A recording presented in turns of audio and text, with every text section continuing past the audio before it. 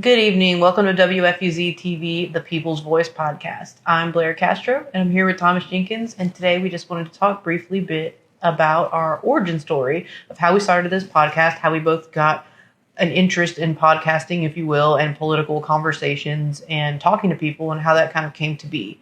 So we're on season 2 of our show right now. We're at 38 episodes we've filmed so far, which is great. We're about to be a year old. We're almost at the big episode 50. We'll do something special on that episode. But I think in a year we've done a lot. And there are other people out there. It seems like everybody wants to start a podcast now, which is great. There's space for everyone. It's a big space. But I think what makes us a little different and what makes us unique is that we started this out of our own frustrations of what was going on in our local government. And we wanted to have a conversation about it publicly and air some of the stuff that people were thinking for transparency and accountability purposes. When we started doing that, we got sent by an anonymous person our first story and started looking into sort of like systemic defects or things that could be proved quality-wise throughout the county with different governmental entities. And then I got to the point where we met all the people we were kind of like criticizing and talking about, ended up running for office, ended up getting to meet all these people and have these connections. And now it's sort of like one big community conversation. And that initially started too out of our group, Baldwin County Citizens Watch. So that was a group where we were gathering people on Facebook to sort of talk about these issues. And it spurred into WFUZ-TV. But a little bit about his background and my background. I'll let you go ahead and talk about how you got started in recording and, the digital space. Yeah, I've been putting videos of myself playing violin online since 2006. So 20 years now, I've been posting things like YouTube and things like that. And in around 2016, I became interested in being able to operate cameras and lights and audio, and started studying intensely, teaching myself how to run the technical gear to be able to do things such as podcasting or putting, quality content up online, because that's something that's always fascinated me. You can see back behind this table, I have a lot of my dad's old vintage gear, an old Polaroid camera and a projector and old 8mm film camera and all that kind of stuff. And so I've always had an interwoven interest in production, broadcast production, television, movies, radio, anything that put sound and camera work onto a screen. I've kind of always been fascinated with the making of such things. And so that's where I kind of come in on the podcast, is the technical, running the tools and getting everything dialed in. That's my favorite part of the whole process for us. And my background a little bit is in some, having to do with technical stuff as well, but on a different take. So when I was growing up, my mom was a radio DJ. So I'd always been exposed to the music world and the TV world and production studios and audio and things of that nature. I used to play with my little recorder and make my own radio station at home, pretend I was a DJ and everything. So I was always kind of practicing public speaking or speaking aloud. And then, I went to law school, did the law thing. And after I got my JD, I was sitting there, and JD was actually my third degree. I wanted another degree. I wanted a fourth degree. And I went back to grad school to get a master's in entertainment business. And they're like, what is entertainment business?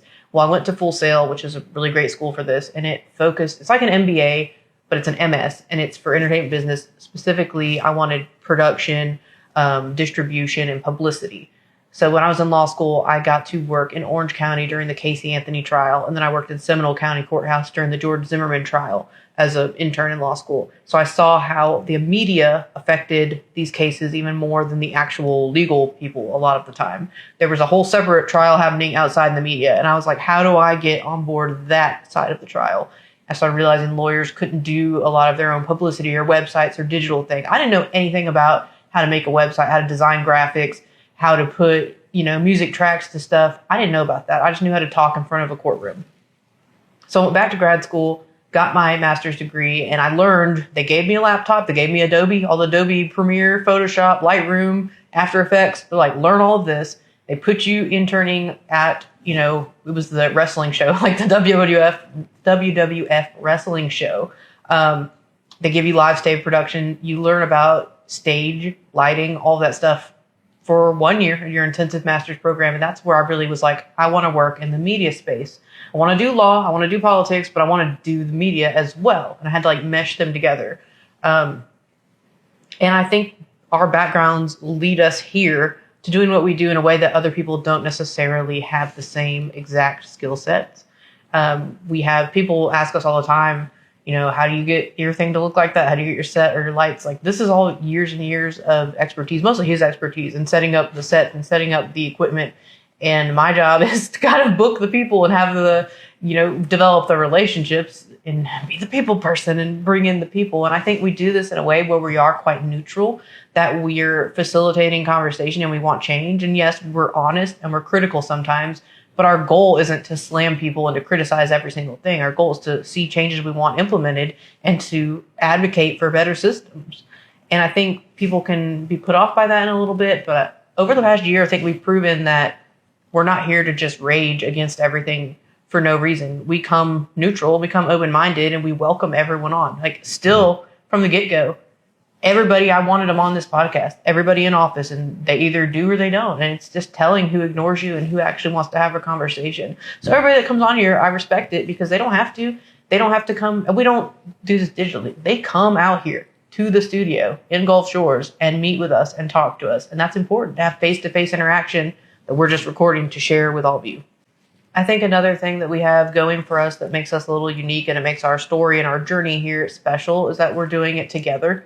A lot of people have a partner or they have, you know, people that they work with professionally, but I get to do this with my actual partner, and we're here every single day and we do everything together. And some people that might drive them crazy, but I really love it. It's something that we get to do together that's creative. We have a creative outlet, we have a professional outlet, and we're growing as people individually, and we're growing together, and we're growing this business or this operation as well. So it's a lot of growth happening, and it's all good stuff. And I really appreciate everyone sticking with us throughout the year, paying attention to the show, listening to us. You can now find us on Apple, on Spotify, on iHeartRadio, online, everywhere. We're on every place that has a podcast. Just search for WFUZ-TV. It will all pop up. You can hear our season 1 episodes. You can hear our season 2 episodes.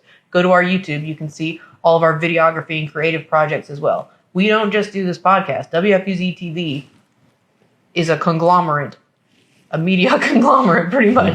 The podcast is just one arm of it. We do videography, we do production of all kinds of stuff, and you can see our samples on the YouTube page.